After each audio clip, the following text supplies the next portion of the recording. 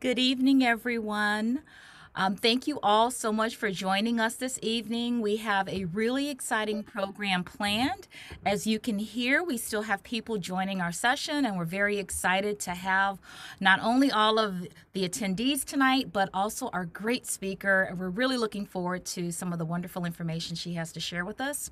I am Dr. Crystal Shannon from the School of Nursing, and I am here on behalf of our School of Business African American Community Advancement Program.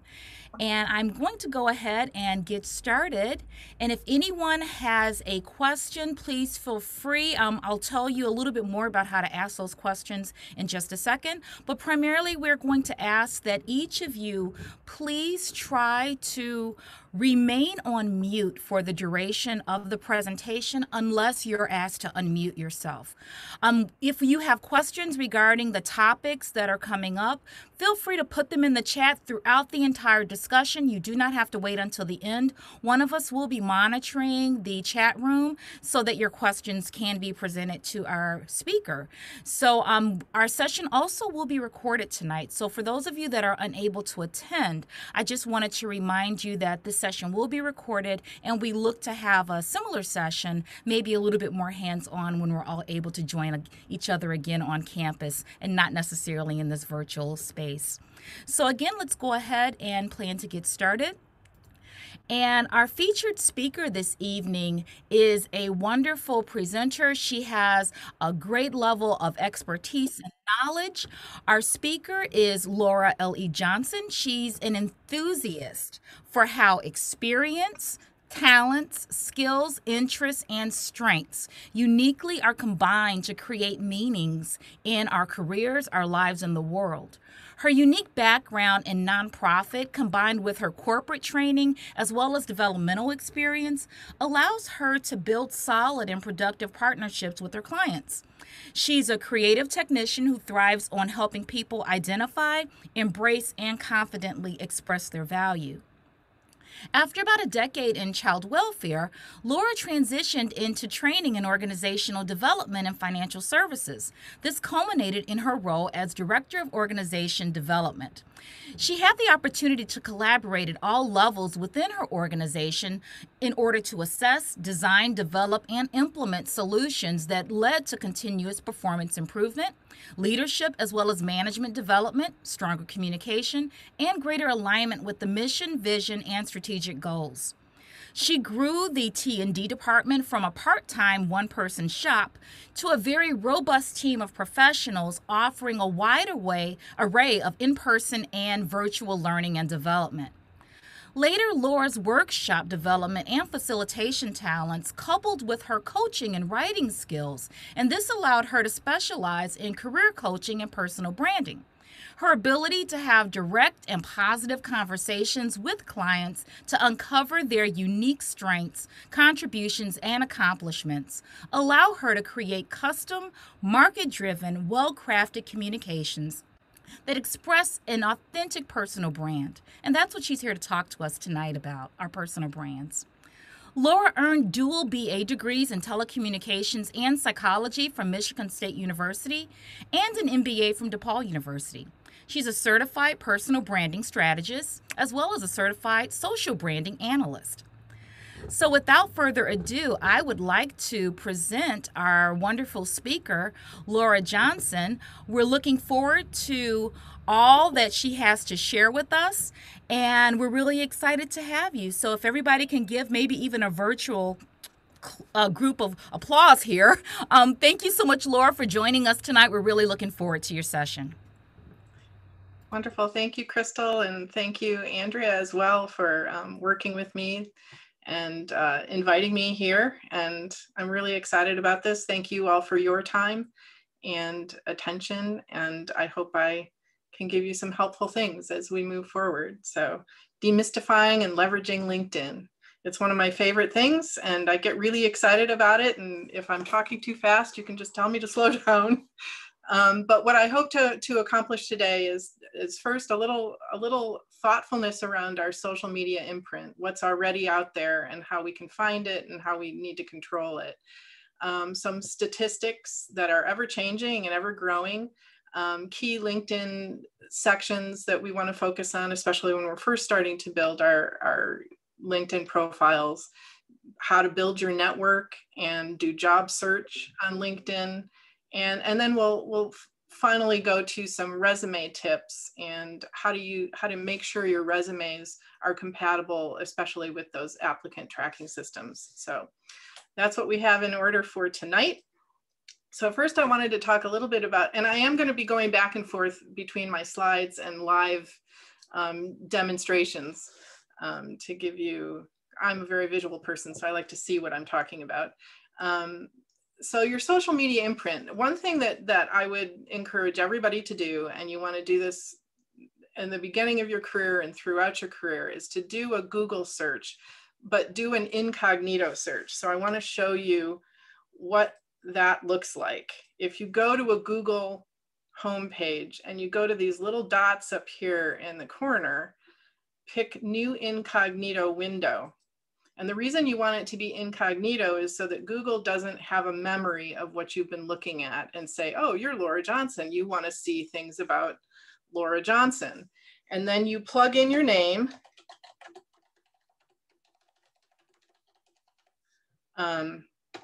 And it'll bring things up about me.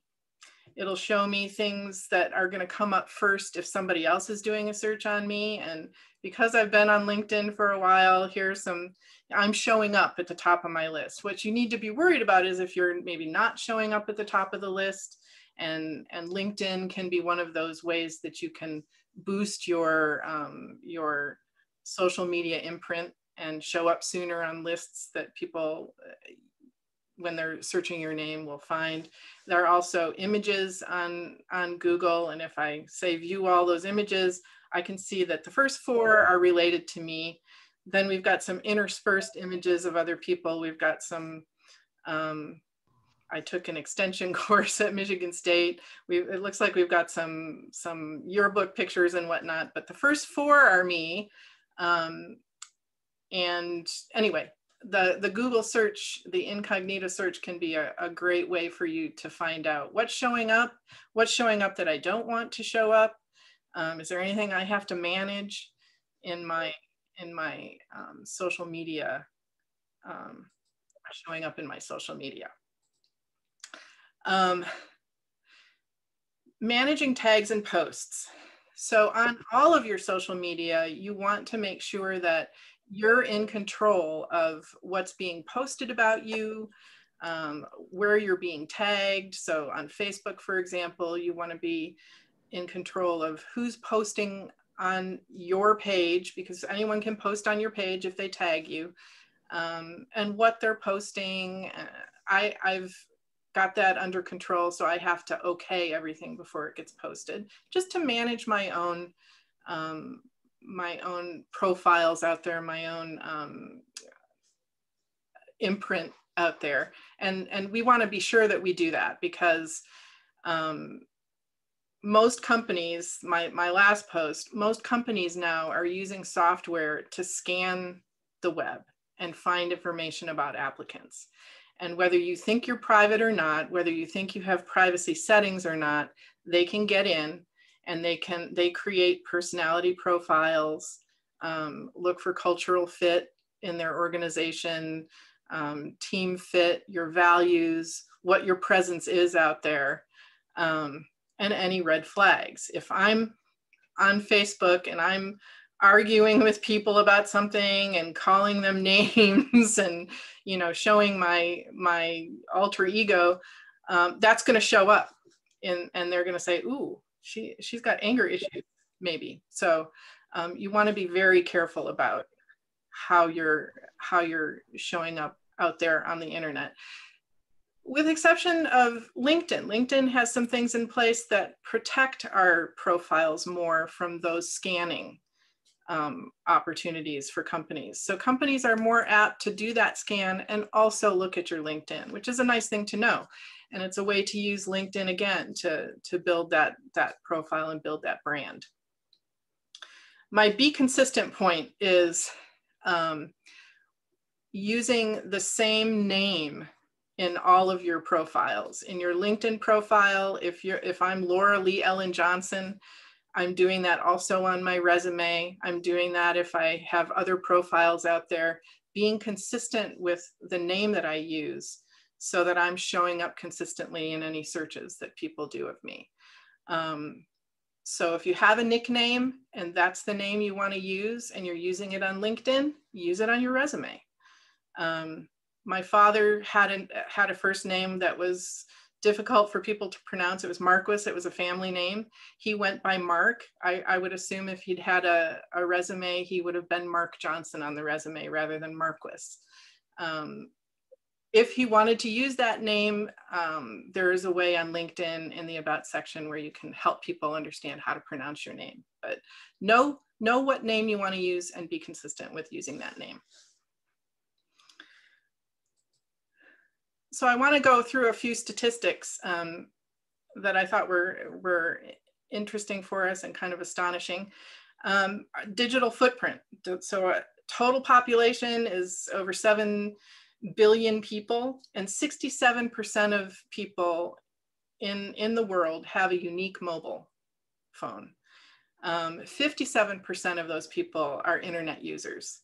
57 is kind of low to me, but that's worldwide, but 57%. And of those users, active social media users are 45% of the total population in the world.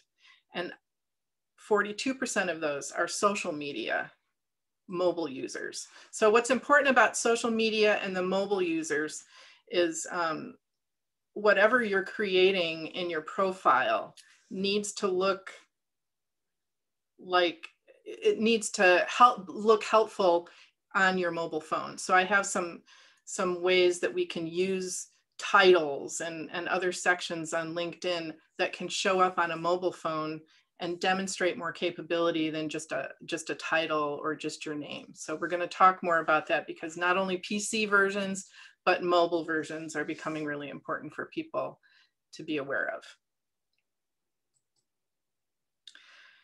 LinkedIn, in the information that I sent, it was 740 million. It's grown. LinkedIn keeps growing. So it's got about 760 million members in over 200 countries.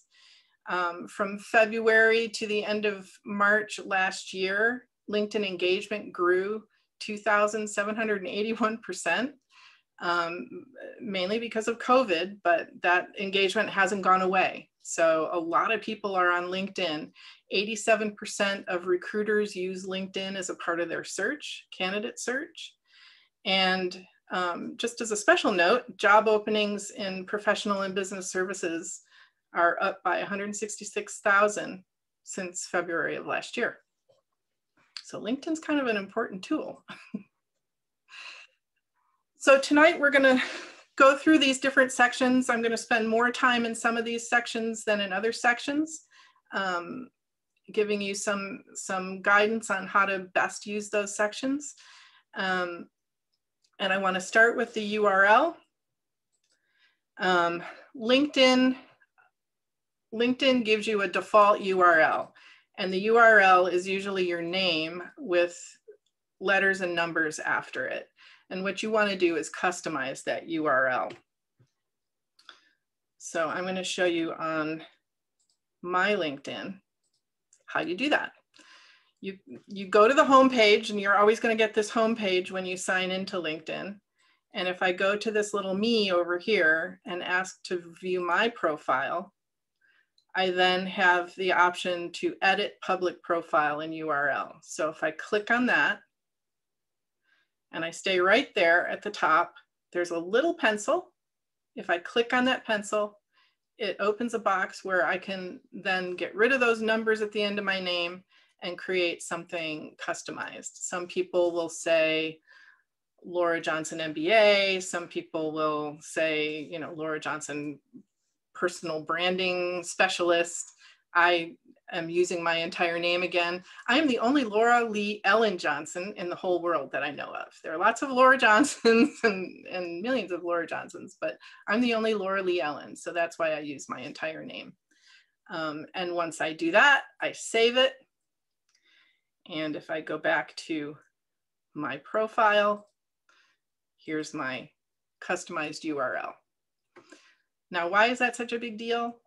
That's the first thing companies look at to decide how sophisticated you are or are not using LinkedIn. So you don't want to ignore that and have that be a reason for a company to say, I'm not sure they're sophisticated enough, for companies that might do that.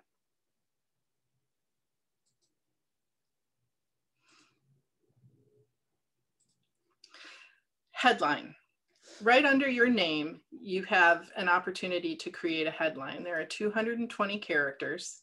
You don't have to use all 220 characters, but the fact that there are a bunch of characters there means there's an opportunity to create something that could be eye-catching. And this is the first thing on a mobile device that people are going to be able to see. So using something like business graduate open to opportunities or recent graduate seeking opportunities is not defining enough. It's not differentiating enough. And it's a waste of that space. So what you want to do is think about keywords. And the more you understand what skills your targets are looking for, target industries, target companies, target job openings or positions that you're looking at, what skills are they looking for? What skills are you taking away as a student from your education experience? Those things are what you want to consider using in a headline. It's a searchable space. So if a recruiter says data analyst or data analysis or financial services or accounting, if they're looking for those keywords, you'll show up if you have those keywords in the headline and other places that we're going to talk about today. So LinkedIn will default to your current position. If it says student, for example, that's what will default. Or if you have a job that you're working right now and you've listed that in LinkedIn, LinkedIn will default to that. So you want to change it. And you really want to show what you have to offer and what your unique selling points might be. So I have some examples here. One, recent graduate, international business in French and advanced French speaker. This person obviously wants to go into international business and speaks another language. The second one, recent business graduate, and then we've got some keywords: business analysis, business development, marketing, analytics. Again, searchable and very clear about what they're capable of doing and what they could do for me. Recent MIS grad, actively seeking full-time opportunities, and again, analysis, program manager. We've got the data analytics and SQL and some computer skills, hardware skills, software skills. And the person at the bottom has been more conversational. And LinkedIn can be a conversational space and can be a more personal, professional kind of space. So this person said aspiring international affairs. I bring international experience along with my public relations, holistic analysis to your team. So they're a little bit more collaborative. You can get creative if you want. It is up to you and how comfortable you feel in what you present, because it has to be authentic. So if I told you, you got to be conversational like this last person, and you're saying, yeah, that doesn't feel like me, don't do it. Pick one of these other examples as your route for your headline. Your picture. We see a lot of different pictures out there on LinkedIn. Some look like they're fun, but LinkedIn is a professional space and you want to make sure your picture is professional. It shows up both in the mobile app and in the PC app. It's a circle to the left side of the main part of your profile. You want it to be a headshot with maybe some shoulder. You want to turn into your profile or straight on. Straight on is fine, into your profile. I always say there's a psychological purpose for turning into your profile. You're welcoming people in to take a look at your profile. business attire, make sure it's business attire, and make sure that it's a neutral background. There isn't a lot going on behind you that might be distracting. There was one person on LinkedIn who had a picture. It was kind of a cute picture, and they had their school mascot. And the school mascot had a great big head and was taking up most of the little circle, and the person was standing kind of down here, and you could hardly see the person, but you saw the mascot. That cute idea, but it kind of missed the point. So you want to make sure that it's professional. Branding bar, and I'm going to show you samples after we get by the branding bar points. The branding bar is that space behind your picture at the top of your profile.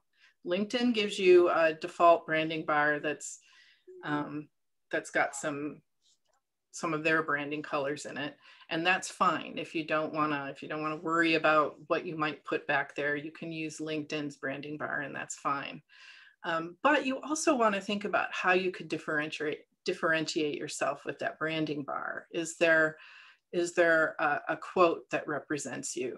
Are there certain colors that you want to make sure that you use as a part of that branding bar? Be intentional about color, but some ideas might be your school logo, or if you have a target city, put the cityscape in that branding bar. Business related images. If you're into growing business, you can have a growth bar in your branding bar, or industry related, or favorite quotes, like I said, with certain color background. Colors have meanings.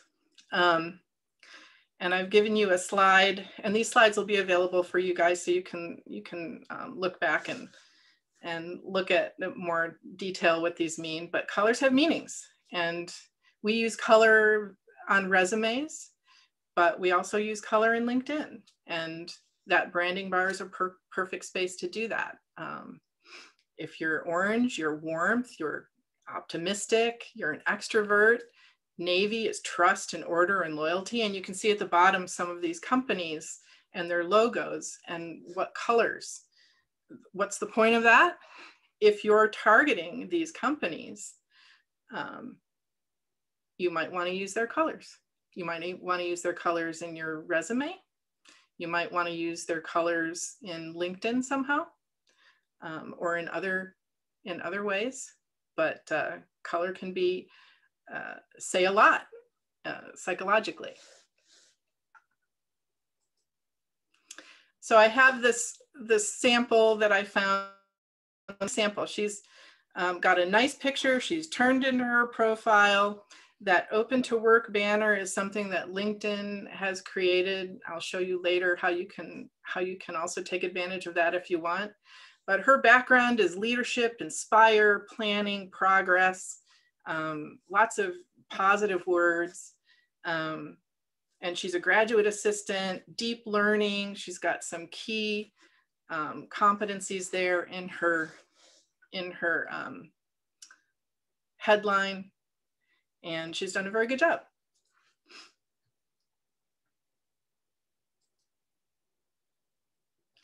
The About section is the next section that is really your story. It's the main introduction to you. And it is a place to tell your story and be a little creative and first person conversational. So you're not saying Laura is a blah, blah, blah, but I tell my own story in my own words. And LinkedIn is that conversational space. It's hard to think of a social media platform being a personal conversation space, but LinkedIn wants you to act as though you are face-to-face. And the more personal approach you get with that first person, the more I connect to you. The more you tell me about you that I might not get from a resume, the more you show a little bit of your personality, the more I connect to you and feel like, yeah, we could work together. So you want to keep it professional, but professional. Know your target audience again. What industry are you targeting? What companies are you targeting? Go to their websites. see what language they use, see what images they use. What are your core competencies, and how do those core competencies match those skills that your targets are looking for? Any accomplishments that you have that are key accomplishments that you think they would really be interested in knowing. Key accomplishments can demonstrate to a company what you can do for them. So I've accomplished this in my current position, for example, or I had a school project where this was the outcome of the school project, and wow, they did that for the school project. They understand it. They're going to understand it for us. So the more you can connect and speak to that target, the better. And then you want to end with some kind of call to action. I welcome connections from, or I look forward to talking to you about, or some kind of reason for me to say, yeah, I want to reach out to that person. So I've got some samples again for you. This first person, I'm a recent grad. She talks about where she's come from, where she was previously employed. She's passionate for her brand design and extensive experience in visual marketing, human relations, modern selling culture. So she's giving us some skills. She exhibits entrepreneurial mentality, and I'm seeking creative marketing opportunities in the Chicago area. Would love to connect to you. Now, she had 2,000 characters to use, and she didn't use, maybe she used 1,000 characters. That's okay. You have 2,000, you don't have to use all 2,000. Do what you need to do to get your message across. And sometimes being brief is better than being really verbose. And what I also like about what this person did is they have some space in between their thoughts. So it's not just one bunched up paragraph, but she's given us space to breathe. And it makes me feel comfortable. I'm someone who gets overwhelmed by too many words. I'm a reader and a writer, and I get overwhelmed by words. Go figure. But when I see something, I like to see space and room to breathe and stop and pause. The second example is similar. It's shorter. Action-oriented team leader, diligent, creative, allows me to turn my experiences into life lessons and skills. Major, diverse set of knowledge, allows me to be both science and business. Quick and to the point. This next one is a little longer, probably more like the 2,000 characters. But this person had a story to tell. They were an American, but they grew up in Germany. And they tie in how what they learned about history in Europe has inspired what they want to do with government work, and how history tells not only that story, but their own story. Deep-rooted curiosity, drive for continuous learning, written and spoken communication skills. So they're getting those skills in without being obvious about it. And then they had a couple of accomplishments that they wanted to point to, things that they'd contributed. And I'm ready for what's next. And the last one I like because I'm straight and to the point, and this gets straight and to the point. I'm interested in software development, full stack development. She lists what she wants. I love developing solutions in real world problems, working cutting edge technologies, increasing my knowledge by learning. Here's my expertise. Down here, she talks about coursework that's been beneficial to her, that her target might be interested in knowing that she's had. I believe in thinking big, achieving goals, and enjoying the journey. So we've got certainly her professional capabilities, but we also have a little bit of her personality as well.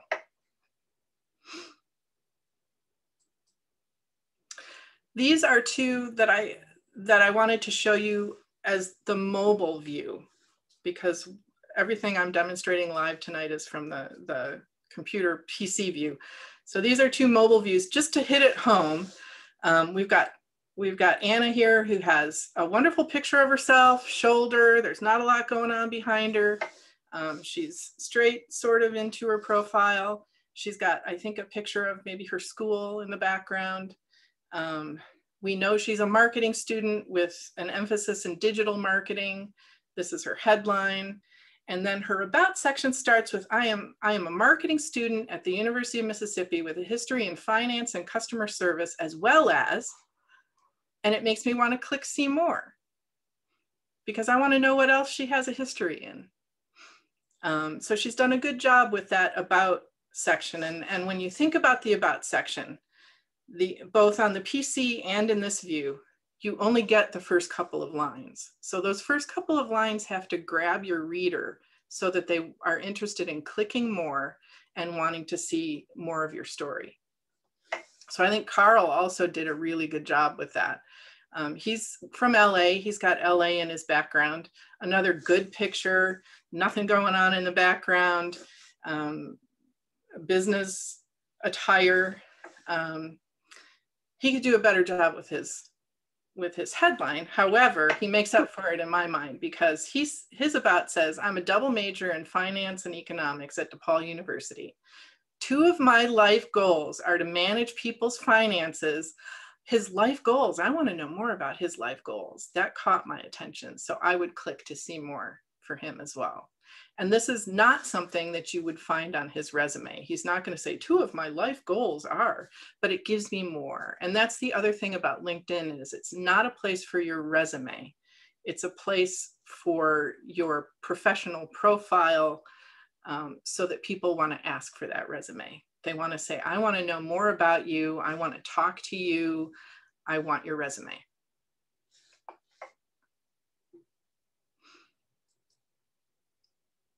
The experience section.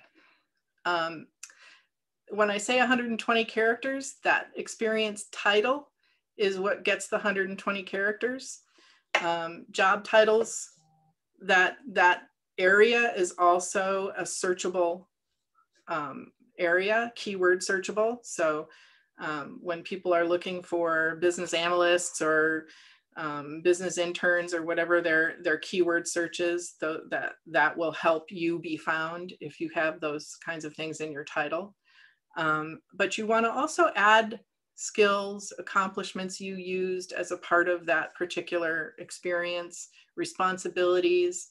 And then there's a description section, which has 2,000 characters. You're probably not going to use all 2,000, but you can use it strategically to talk about maybe a challenge that you had in that particular position, a key contribution that you made, note that you worked while you were going to school. There are a couple of places where you can do that. If you're working and going to school at the same time, more power to you. I've done that myself, but companies like that. Companies like to see the work ethic that you have to manage and juggle both of those things. So you can talk about that here. There's another place we could also talk about it. If you have no what we call work experience, use internships, use volunteer work, use school projects, and you can do that on your resume as well. And I've got some samples as we get to the resume section to talk about that. School projects are a great way to demonstrate experience when you don't have experience yet. And then again, over here, I have the mobile view of an experience section where they're not only the intern for DL Piper, but talked a little bit about what they did as an intern, because I don't know what DL Piper is. So if you're an intern for DL Piper, I got to look up DL Piper. I don't want to look up DL Piper, but you've told me performed research for highly sensitive clients. That sounds, maybe I do want to know what DL Piper is now. Supported work of Senator Menendez, provided foreign corporate delegation support as a student for a foreign language program.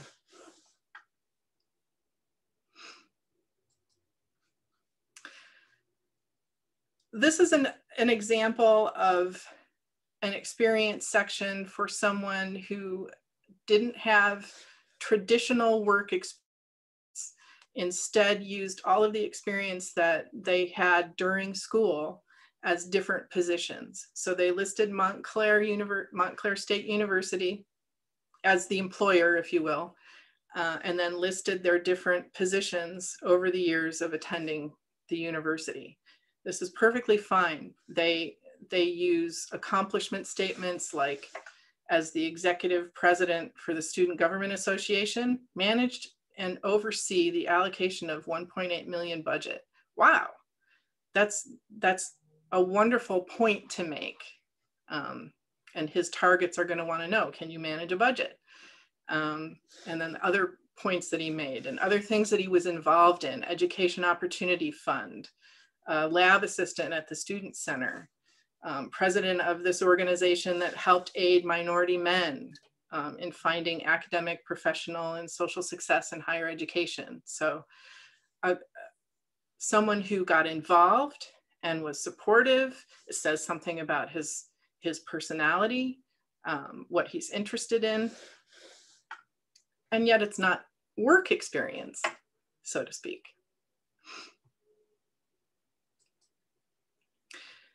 Education section. You want to list your degrees, list your certifications, include grade point average if it's, and class rank if it's a notable thing for you. Campus community activities, list your coursework, especially when you're first starting out. Relevant coursework that your target would be interested in knowing that you've had, I would list that in that section. You have a story and you want to use that story. So I'm going to go out to the education section again on my profile.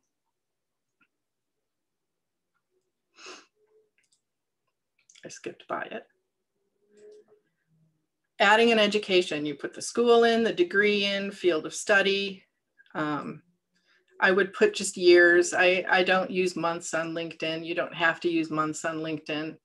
The grade, if it's an outstanding grade, any societies or activities you were involved in. And then this description section, you've got 1,000 characters. I know I talk a lot about characters, but that's where you can maximize the strategy in building your brand. You've got 1,000 characters here. So give me a description of, it can be anything: why I chose the school, that I'm working while I'm going to school, or courses that I've taken and what I've learned from these courses, what I've learned being a student who's also working, the challenges of that, but what I've learned about myself. You can get creative in that space to tell me more that I wouldn't see on a resume.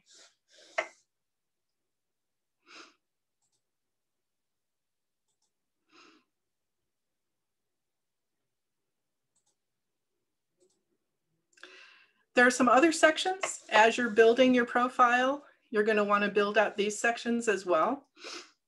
We've got featured skills and endorsements. They allow you 50 skills, up to 50 skills. They'll show your top 3 without me having to click to see more.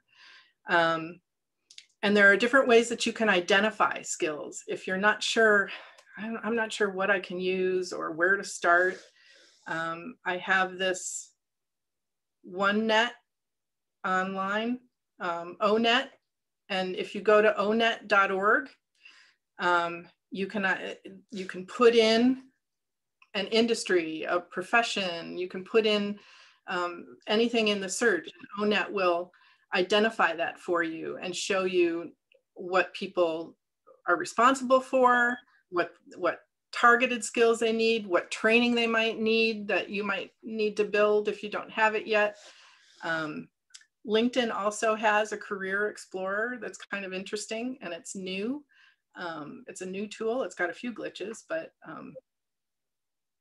and Rewordify is a free program where you can take a job posting, copy it, paste it in their little box, and Rewordify will scan that job posting for all the different verbs and nouns and adverbs and all of that, all the different pieces of language. It's nouns that are most likely to be skills. So it'll tell you, here are all the nouns in that particular posting. And then you can compare yourself and your skills against that job posting skills and create a list of matching skills that way. The other thing I would encourage you to do is, as peers of each other, Connect to each other and endorse each other. So once you start building your profile, LinkedIn's going to say, hey, you're connected to Laura. Here are 4 things that she's identified as skills. Pick the one you think she's best at, and you can start endorsing each other that way. There are some additional profile sections. Open to is a section I'll show you really quick. Featured is a place to put if you've been given an award and it was, I don't know, videotaped, or there's a picture of you getting the award, you might put that in the featured section. As you move forward and gain more credibility, accountability, more accolades, the featured section might be a place to put that. And then recommendations. Once you have your profile built, you do want to reach out to people and ask them to recommend you. You might start with your professors. And by the way, link to your professors. Reach out to your professors and say, hey, I enjoyed your econ class and I'd love to stay connected after I graduate. Or reach out to your peers. Hey, we had a great time in class and we learned something too. let's stay connected. And then you can start to share recommendations as well. I want to just show you the open to. Open to gives you an opportunity to create job titles that you're targeting. Locations, Chicago, Illinois. Are you open to remote work? Are you immediately available? What do you want? Full-time, contract, etc. And then you can either choose to be open to all LinkedIn members, which will give you that banner that says open to work, or you can be LinkedIn, or you can be viewed only by recruiters. Most recruiters have a type of LinkedIn they pay a lot more for that allows them to find you in that kind of a search. So you don't necessarily have to have the open to work banner if you don't want to. The recruiters will find you. But you can choose what works best for you.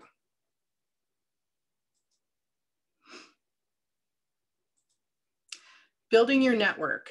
It starts with who you already know. So like I said, the people you're in school with, the professors, the colleagues that you have. Who do you know? And how? That's the easiest way to link to people is making a list of those you already know. And that can include people in your community.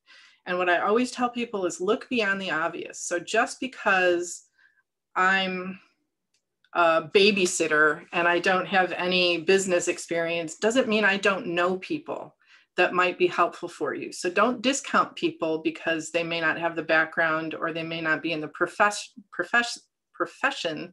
that you're targeting.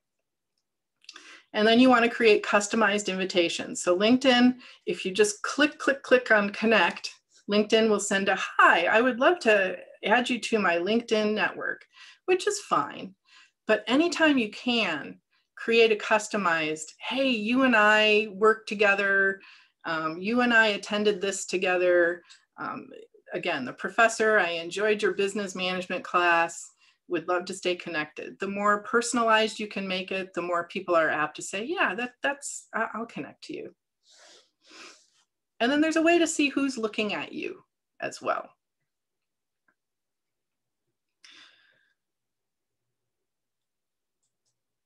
So other ways to build your network. LinkedIn always has people you may know, and that's a good way to start. Once you start filling in a lot of the profile sections, LinkedIn starts building a profile on you behind the scenes.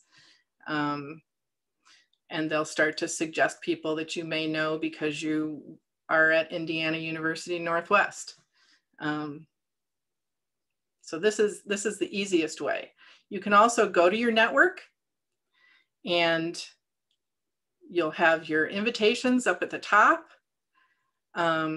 And then LinkedIn tells you a whole bunch of stuff based on your profile, online events that you might be interested in, people that you worked with or that are connected to where you work that you might know or want to be connected to, alumni networks, education professionals, different voices that maybe I want to, this is Black voices to follow and amplify. Maybe I want to support some of what's going on there, people in training and coaching.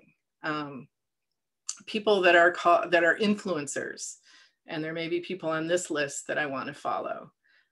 Groups that I might be interested in. And what's nice about joining a group is that then you have access to people that you may not otherwise have access to. So if you and I belong to a group, but there's no other way that you can connect to me, you can now connect to me through the group and say, hey, Laura, we're both in the executive suite group together. Would love to add you as a connection for me. So look at some of the different groups, and LinkedIn will give you suggestions. That's the nice thing about LinkedIn, is the more they get to know you, the more helpful they are in helping you to build your network. And then they give me more suggestions, all sorts of suggestions.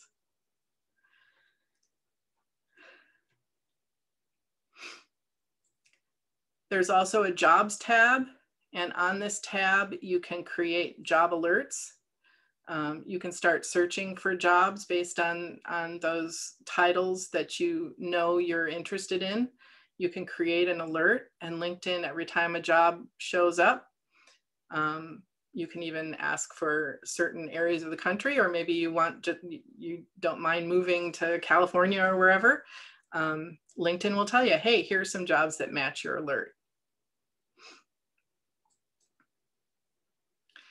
They also suggest things for you. As you can see, they've suggested a bunch of things for me. I can also add additional things if I want to, and areas that I want to look at. They're also telling me, hey, these particular jobs match your skills. You're in the top 50% of 118 applicants. Oh, that's interesting, huh? So they're already telling me what's out there on LinkedIn that I might be interested in.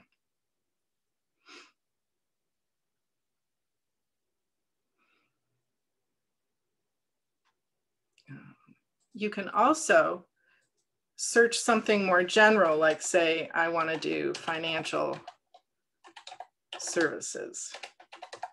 And I don't know how to spell, but it will help me. Oh, it didn't even help me. Oops. Usually it does.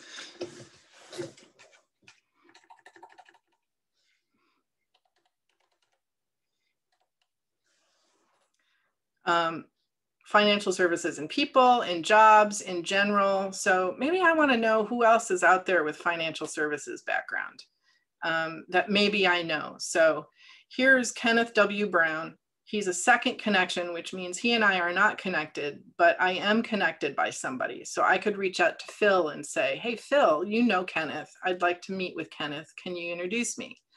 And LinkedIn will do that with everyone that I have a connection to. They will tell me who else we're connected, what connections we share. I can also create my own search by going to the all filters and creating some filters on my own. So I can add locations. I can add a certain connection. So if I know someone in particular has some good connections and I want to see if there's anyone working at an organization I'd like to get my foot in the door in, I might put their name here. I can add locations or check these locations that have been suggested to me by LinkedIn. I can add company names, people who currently work at these companies, past companies where people have worked but maybe still have connections, schools that people have attended. You're going to want to put your school in here. Indiana University Northwest, if you put that in here, you're going to find alumni and people that you can reach out to. We love helping our fellow alumni, don't we? So use that connection. Industry, profile language, what you're open to, service categories, all sorts of things to really define your search and target your search more.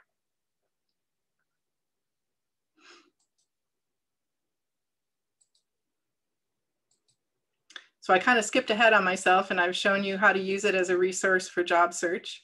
And then again, this Career Explorer, if you look at that, it's kind of a neat, it's kind of a neat resource as well. They tell you all about how to use it, so you have to scroll down a ways. But then you put in your city, you put in, they start with food server for some reason.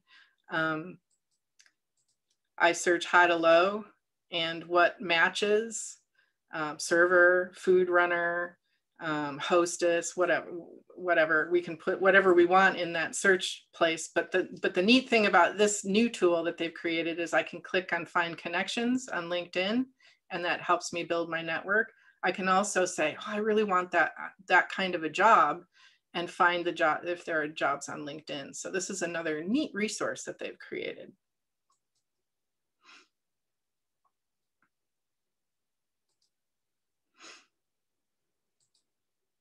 Resume tips.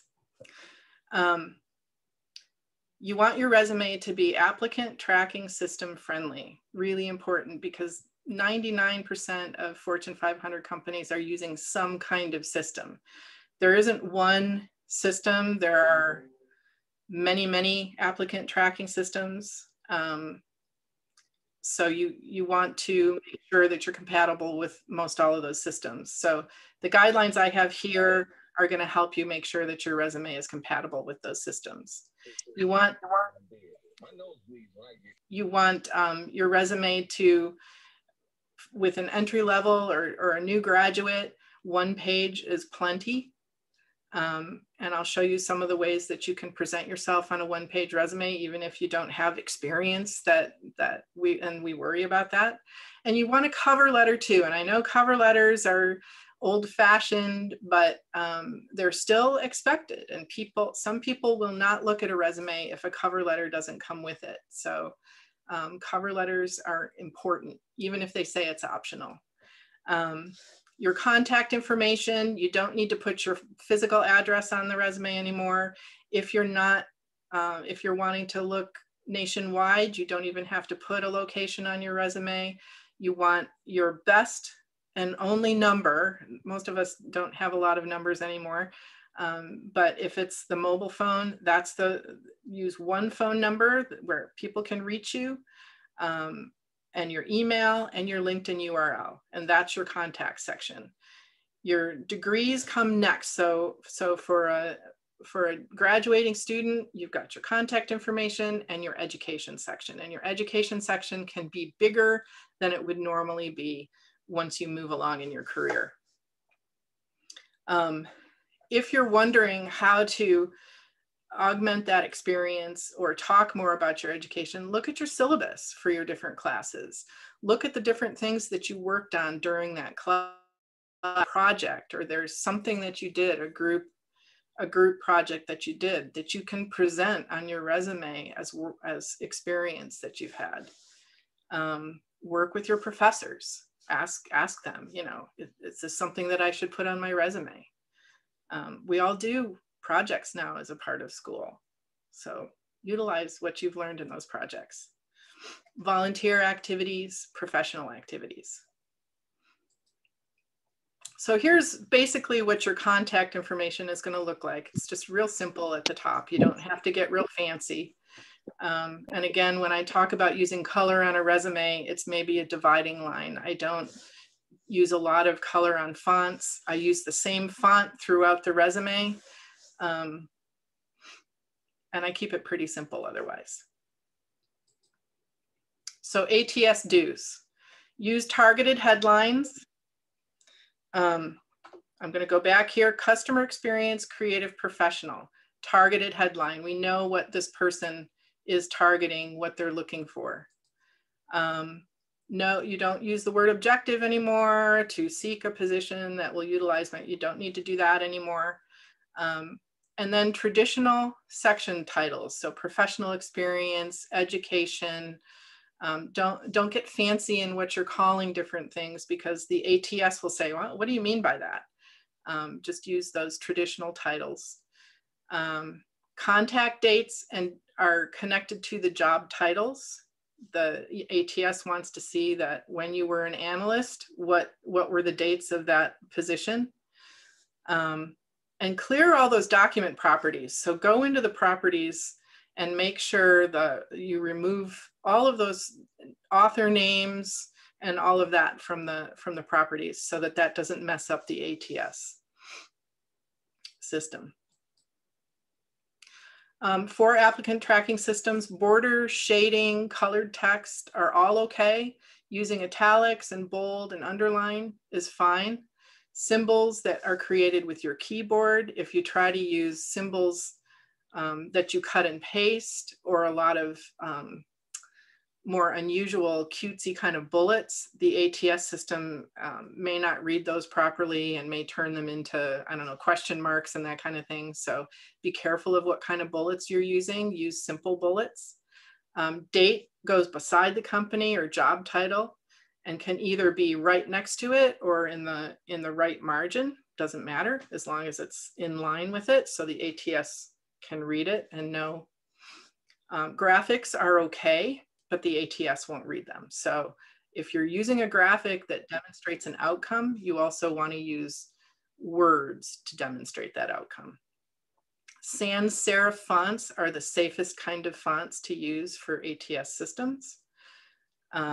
All caps or small caps are fine. Word docs that are saved as docx or doc are fine. Justification, you can justify a line on both sides, left a line if you want. Expanded text is okay. Space between bullets that you create with a paragraph function, that's kind of particular, but that's okay. But if you use spacing you use the return bar to create a space between your bullet and your text, the ATS isn't going to read that. So it'll smush it back in together. For content, acronyms and fully spelled out terms, either one works. I would suggest, if you're using an acronym, that you do spell it out somewhere in the resume, so that people who aren't familiar with your industry or your background know what you're talking about. Relevant keywords, synonyms throughout the content. So don't just list your key skills, but tell me in an accomplishment or in a project what skills you used as a part of that content. You don't have to say that your phone number is your phone number or that your email is an email. The system doesn't need to see that. For local searches, we do the city, state, and zip code. Year of graduation only. You don't have to do the years that you attended, just the year you graduated. Ooh, 7 o'clock. Headers and footers. So these are don'ts. Headers and footers. Do not put your contact information in a header or a footer, because the ATS won't be able to read it. So don't use those headers and footers. Just leave them alone. Functional skill or skill-based resumes don't work with ATS systems. The content has to be aligned with dates. Text boxes, PDF documents, spaces between, like actual spacebar spaces between letters, and some word templates. So Word has these resume templates. Don't use templates. Create your own document from scratch. Templates are seen as viruses with ATS systems, and they'll be thrown out. So if you're using a template, please stop. And if you put a degree or a credential after your name, that can confuse an ATS system as well. So Laura Johnson, MBA. I need to take the MBA off. I've got some samples here of ways people use their education as their main part of the resume. And you can see here, curriculum highlight, major coursework. This resume is not a style I would use. People actually read like this. So they're going to read the top, especially because it's in a box, and then they're going to look at this right side and they're going to stop reading unless they have more time. So the main part of his or her what they want covered or known isn't really going to be seen on a quick review. But what I like about this resume is they've used their engineering projects as their main part, the main part of their experience. And then they also showed that they've been working while they were going to school. I think that's a great idea for a resume for someone coming out of school. Something similar with this, customer experience, creative professional.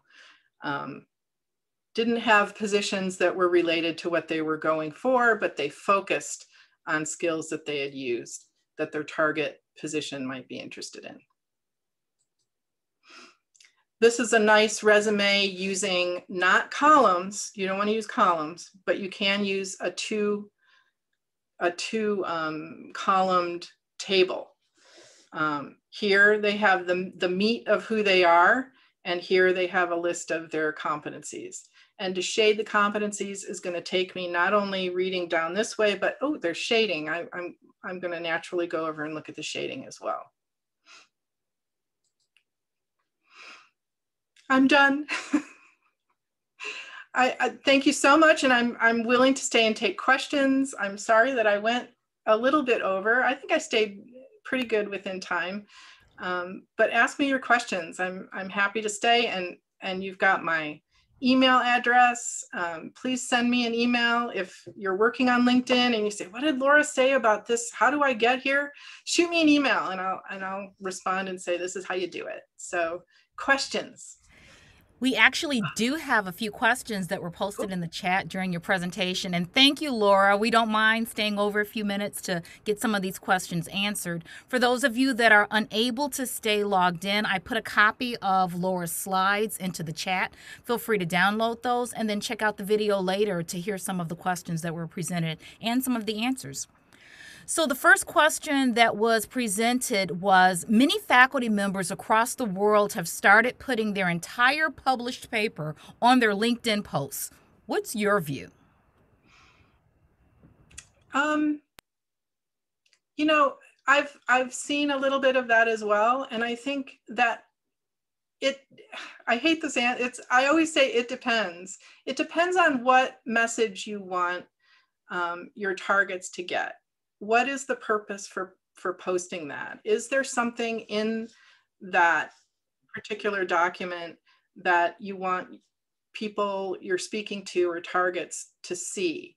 I would probably say, here's a link to the larger document, but here are the key things that I want you to get from this particular post that I'm making. If you link the whole document, it might discourage people from even beginning to read it. So again, it depends. It depends on what your motivation is for sharing that information. Does that help? It does. Thank you. Thank you. Another question was, do your recommendations on how to use the different sections differ for MBA students versus undergrads versus well-established professionals? Or are they all pretty much the same? For the experience section? Or all the sections? For all of the sections. Yeah. I think I'm focusing mainly on new grads.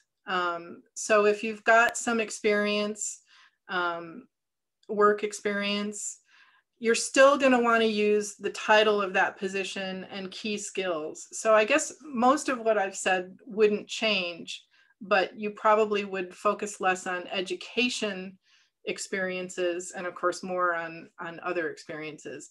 MBA students may be working in a career position while they're going to school. I know I was. So that work experience is going to be as important as projects that you may have in school. Again, it depends. It depends on what your target might be looking for, because you can use the profile in a way that best demonstrates your capabilities. So again, if there's an experience that was a part of a project, but you want to make sure it shows up in experience and doesn't get hidden in education, put it in the experience section. But everything else is the same. You're still focused on keywords. You're still focused on who your target is and how to speak to those targets. You're still focused on being first person and conversational and sharing things that show your personality as well as your capabilities. Great, thank you. Another question that was posted is how to handle the requests from individuals you do not know at all, and they're not even connected to one of your connections. What's your recommendation on handling that? Yeah, there are some people out there, or even bots out there, that are sending invitation requests or network requests, and they're not even real people. So what I normally do is I will message back that person and say, oh, I see that you want to connect. Is there some reason why you're wanting to connect with me? How can I help you? Something like that, without saying accept. And then they can come back and say, yeah, well, Joe Smith is, whatever, is a connection, or could be a connection, or I saw we go to school together, or we share an alumni status, some kind of explanation. Most of the bots or the fake people will not respond to you at all, but they're out there. So you do have to be careful. You have to be thoughtful about who you're connecting to. And LinkedIn, it's kind of a double-edged sword, because LinkedIn says if you get 500 connections or more, you're going to show up higher on searches. But you also have to be careful about how many connections you're sending out, because they'll ding you if you send out a lot of connection requests that don't get responded to. But then they're saying, but build your network. So you have to be, it might take some time to build that network, but certainly be thoughtful, because there are a lot of people out there who want to sell to you. So they're going to connect to you because they want to sell you something. Be wary. Great. A similar question, is it important to know who looked at your profile? What's your view on that? I think it can be interesting to see who looked at your profile. And what I didn't show you was a privacy setting that you want to do while you're building your profile. And when you're looking at profiles, you might want to set yourself as private, so you're not showing up in somebody else's profile while you're just kind of looking around to get ideas. But I think it's interesting to see who's looking. And there have been times when someone has looked at my profile and I've said, hey, I saw you visited my profile. Is there something I can do for you? If it's a recruiter, they looked at your profile, they found you somehow. Maybe they need a little extra nudge of you saying, hey, I saw you looked, is there a position that might fit my skills? Some people don't want to do that, but I think it's interesting to see who's looking. It also tells you if you're hitting the right market. So if you're getting a lot of people looking at your profile that have nothing to do with what you're trying to target, then you need to go back and think about what you want to change on your profile. So it can help in a lot of different ways. We have about 3 more questions. Is it okay to keep going, Laura? Sure. Yeah. Okay, great. I know we're over our time a little bit. No. One question that was posted is actually a question that I have, and it's how often should you post updates? That's a great question, and it has more to do with how consistent you can be. Some people will do things most every day. I am not that consistent. I need to be more consistent. So the best days for posting are Tuesday, Wednesday, Thursday, and Sunday. Mondays aren't good posting days, and Fridays aren't good posting days for, everybody's crazy on Monday and want to get out on Friday. So if you are going to post, decide how consistent can I be? And if it's just weekly or it's just monthly, and that's all you can do, that's all you need to be doing. Okay, great. Another question is, where would you recommend we go for good information and examples, additional examples on writing our descriptions? Are there any online resources you would send us to?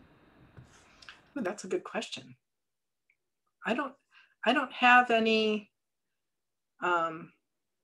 I don't have any online resources off the top of my head. I'd have to do research on that, and I can send Crystal and Andrea some resources if I come across them. What I encourage people to do is while you're in private mode, search people with jobs that you're targeting, similar jobs. Look out there to see how other people are presenting themselves, and not necessarily word for word, but hey, I like how they say that, or I like how they present this, and see what other people are doing, and that can give you some ideas for what you like and what you don't like as well. But I'll look into that. Let me write that down. Thank you. And then we have our very last question of the night. And it is, what is the best way to present yourself when you're pursuing a position in a new field that you don't have much experience in? Yeah. That is a great question. That is something, so you're changing careers.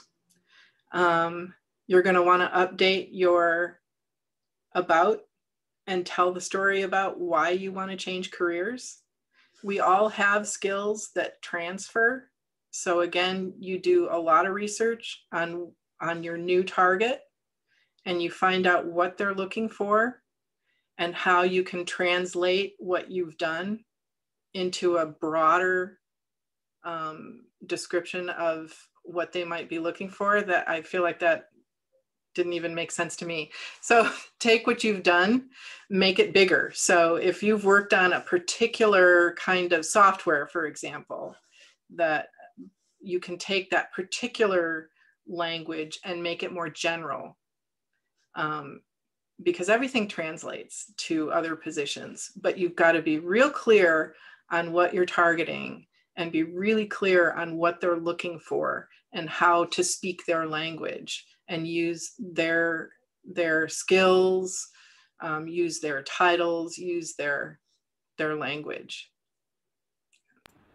All right. Thank you very much, Laura. Those were all of our questions that were presented.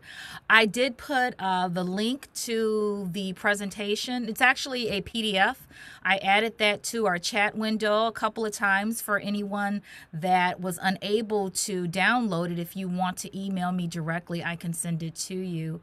Otherwise, I just want to say thank you. This was fabulous. I think it was wonderful information. It was all new information for me. I've shared with you in the past that I've had a LinkedIn page for a gazillion years and have never updated it. And this was great information so that I get a chance to put your recommendations to practice here. Awesome. Awesome. And then any questions that come up later, please feel free to reach out to me, and I will respond to those, and I'll do a little research to see if I can find some resources here. LinkedIn also, if you just Google best LinkedIn profiles, there are a lot of resources out there that help you find examples and samples, and LinkedIn has samples as well. So if I can't find anything, but there may be some particular articles that I can point people to as well. So I'll take a look. Great. Thank you again. And thank you to everyone that stayed for the rest of our session. We know we're over time a little bit here, but we thought that the information that Laura had was just simply phenomenal. And we wanted to ensure that everyone had a chance to have some of their questions answered and to hear her great knowledge. Everyone have a wonderful, safe, happy evening, and take care. Thank you.